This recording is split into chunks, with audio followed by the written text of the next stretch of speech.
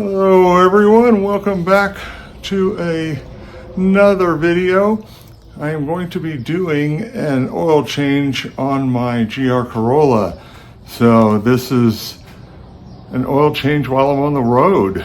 So it is time for one, and instead of trying to get one done at a dealer that I don't trust, I'm going to go ahead and do it myself. While I'm visiting my mom, I went ahead and changed the oil on two of her cars. So I'm going to go ahead and do this on my GR too. Now I do not have a set of my race ramps with me. I've got a set of inexpensive ramps that I cannot use straight up and drive up on. So I'm going to try to see if I can get the car partially up on them using a jack and then be able to finish pulling it up onto it. So we'll see how this goes, and so that I can get under it and at least get this oil changed real quick. So let's go ahead and get started. Well, the first step was successful.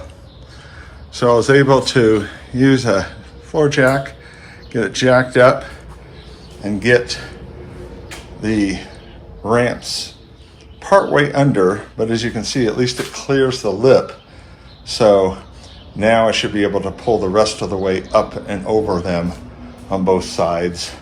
Didn't have my wheel chocks with me, so I used a piece of wood to help make sure it didn't roll back using the e-brake and with it in gear. So go ahead and get it pulled up and it should be good to go. Mission accomplished. Up on the ramps. Go ahead and get the oil draining and let's get this changed out. So, tools I'll be using for this job. I am going to be using Amsoil this time. I have decided that I think I'm going to start using the Amsoil Signature Series on my two turbo cars, and I'll continue to use the Pennzoil Ultra Platinum for my normally aspirated cars. I do have my Toyota filter, and then my 10 and 14 millimeter sockets, 14 millimeter wrench, and my Toyota, or my oil filter wrench. So let's go ahead and start by loosening this guy and get underneath and start to drain the oil.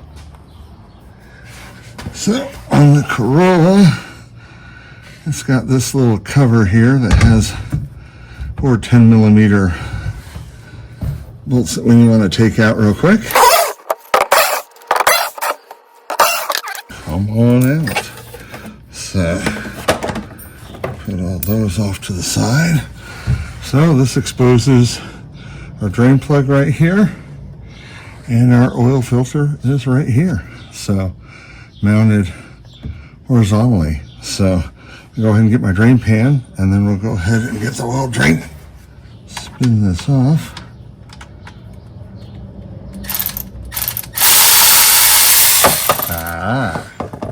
I'm just trying to, I found it right away. A little warm.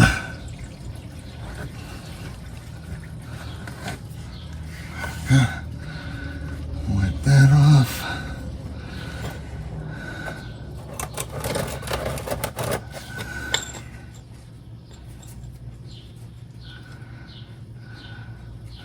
Always pay attention to if the drain plug gasket comes off with it or not. Getting down to a drip. Love it. Love it. Get this done today early in the morning because it's supposed to be a hot day today.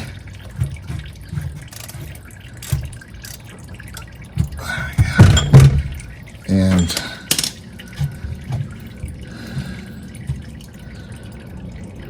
I want to get it done. Oh, look at that. Just makes it there. Okay.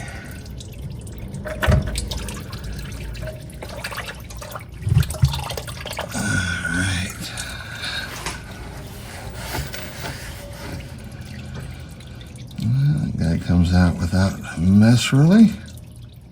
So I have pre-filled the oil filter with some oil. You can't completely fill it because it mounts horizontally, but I fill a fair amount. I usually put a little bit too much in and some drips out, but I try to get it spun on there pretty quick. You do not have to pre-lube the gasket on OEM filters. They come pre-lubed, which is nice. So let's try to get it up there and get it on the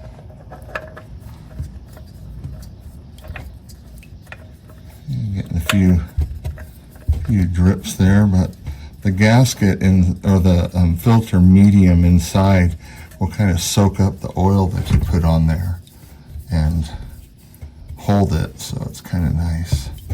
There we go. And literally, I just tighten these down by hand, and they're as tight as I can get them. And that is more than adequate. You do not need to wrench and tighten these suckers. That O-ring seal does the job. And that is it, guys. New oil filter now is on. So the engine is still dripping some. And I don't mind to let it drip. It's still at a fair pipe pace. The oil that was dripping from where the filter was had stopped. So I'll go ahead and let that continue to drip for a little while. So always make sure that you don't feel the gasket on your oil pan. And